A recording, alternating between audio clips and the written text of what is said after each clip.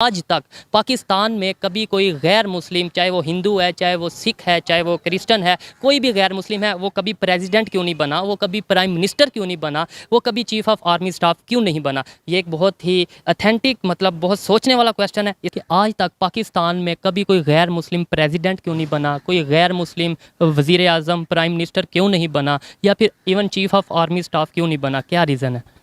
इसमें बेसिकली अगर हम स्टैटिस्टिकली देखें तो सबसे पहले तो वो आ जाता है कि अगर हम रेशियो देखें पॉपुलेशन की, वो बहुत कम है। ठीक है। तो as per my knowledge I think 97% Muslims हैं हमारे पाकिस्तान में और 3% माइनॉरिटीज़ हैं। तो इस हिसाब 3 to 4% माइनॉरिटीज़ है। तो इस हिसाब से अगर हम देखें चांसेस उनके सुपीरियर लेवल तक आने के तो वो भी कम बनते हैं। यार देखें, कम होने चाहिए लेकिन कोई होने तो चाहिए। कभी एक ही कोई बन जाए, 70-75 साल की तारीख में कोई एक बन जाए। अगर हम बात करें इंडिया की, जो कि हमारा हमसाया मुल्क है, और उस पर हम ब्लेम करते हैं कि वहाँ पर मिनॉरिटीज़ को राइट नहीं मिलता है, ऐसा ही है। वहाँ हम ब्लेम करते हैं कि इंडिया में मिनॉरिटीज़ को राइट नहीं मिलता, जबकि इंडिया में वहाँ का प्रेसिडेंट मुसलमान रह चुका है। जी बिल्कुल, आप ये लॉजिक यूज़ कर सकते हैं, लेकिन एज़ पर माई नॉलेज उन्हें ऑनरेरी प्रेसिडेंट बनाया गया था।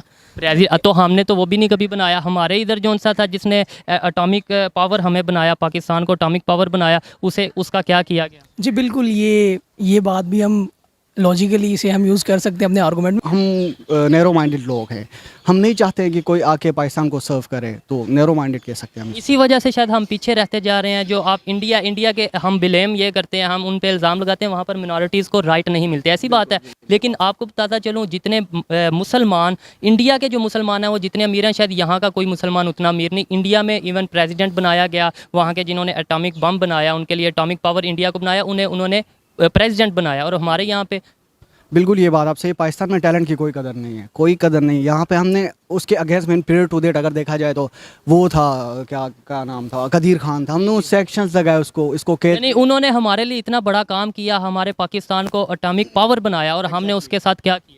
तो बिल्कुल सही बात है, हम टैलेंट की नहीं कदर करते हैं। तो क्या हाल है, कैसे अवेयरनेस आ सकती है, कैसे बेहतरी आ सकती है? आखिर आप नौजवान हैं, मैं नौजवान हूँ, हमने ही बेहतर करना है अपने मुल्क को, कैसे बेहतर करें? सबसे पहले हमने एक सिस्टम, एक रेवोल्यूशन लेके आना है। इस जो हमारा पैथेटिक सिस्टम, पॉलिटिकल सिस्टम चल रहा है, इसको हमने, ये फर्दर डिटोरिएट करता है हमारे सिस्टम को, इसको हमने ख़त्म करना है। ये जो क्या कहते हैं, विरासती एक सिस्टम है, पॉलिटिकल सिस्टम है, इसको ख़त्म करना है। मैम थोड़ा फासला होना तो बंदा कहता है यार 50-50 ये वो, उनका और हमारा ज़मीन आसमान का फ़र्क है। उनको अभी कैच करना, उनके पास भी होना, छूना भी उनकी तरक्की को बहुत मुश्किल है। हमारा एक सैटेलाइट है विद हेल्प चाइना, उनके हमारे हैं तो काफ़ी, लेकिन फिर भी हमने चाइना से ही इंपोर्ट किया। उनके चाहे ना, लेकिन हाँ ठीक है, मेरी नॉलेज में अगर एक ठीक है, आपकी थैंक यू कि आपने नॉलेज में इजाफा। जितने भी हैं किसी की स्पोर्ट्स हैं, और उनके तकरीबन 350 सुना है मैंने, और कम अबाव भी हो सकते, कम भी हो सकते, लेकिन बहुत तरक्की है उसमें, और उनके अपने हैं। इसकी तरक्की देख लें, उनकी एजुकेशन IT, आप उनकी IT नहीं पकड़ सकते। उनकी यूनिवर्सिटीज़, दुनिया में सबसे ज़्यादा यूनिवर्सिटीज़ हैं उनके। आप देखें तो उनकी GDP, उनके एक स्टेट की GDP हमारे पाकिस्तान की GDP जितनी है, एक स्टेट की, उनकी GDP देख ले, उनकी इंपोर्ट एक्सपोर्ट देख ले। हम चीज़ें खरीदना ही सिर्फ जानते हैं, वो बेचना जानते हैं, और जिनका बिकता है वही तरक्की मैम करते हैं। जिस तरीके से वो आगे जा रहे हैं इन द फ्यूचर, जो है, क्या हम उनके साथ कम्पीट भी कर सकेंगे टेक्नोलॉजी में? मैम अफसोस से कहना पड़ता है कि नहीं। उसकी वजह क्या है कि वो ये देखो ना, या तो उनको कह दें यार आप 1 मिनट रुके, हम आपके पास आ रहे हैं, तरक्की करते हैं, हम फिर इकट्ठे जाएंगे, तो वो तो सीन हो नहीं सकता। जब तक हमने वहाँ तक पहुँचना है, वो आगे निकल चुके होंगे। मैम उनकी अब सोच है स्पेस पर, हमारी है ग्राउंड फ्लोर की सोच। अभी हमें अपनी सोच को बदलना पड़ेगा, एजुकेशन पर जाना पड़ेगा, एजुकेशन को प्रेफर करने पड़ेगा। अमेरिका लिहाजा कि जब आपकी एजुकेशन होती है ना, तो आपका सहूलतें भी मिलती हैं। अब 11% गोल्ड उनकी वूमेंस पहनती हैं, आपको नॉलेज होगा।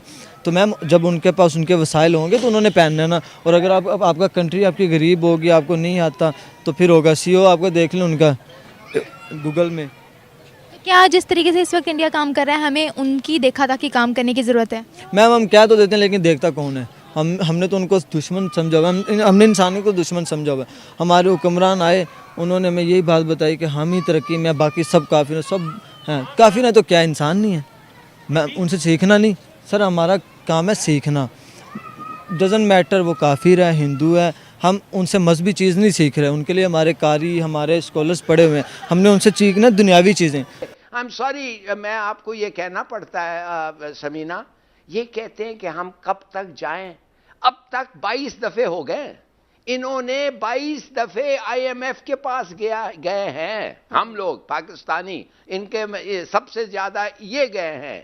कोई और एटॉमिक पावर दुनिया में नहीं है जो इतने दफ़े IMF के पास गया है।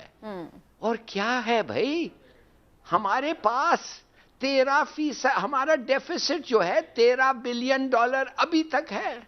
हम 10 बिलियन रिजर्व्स हैं 2 महीने से कम खाने के लिए। क्या हो क्या रहा है भाई? नींबू मैं आपको 2-4 मैं ऑलवेज ऐसे शोज के पहले मैं जाता हूं मार्केट, कराची में नींबू 1200 रुपया किलो। इधर भी ऐसे ही है सर।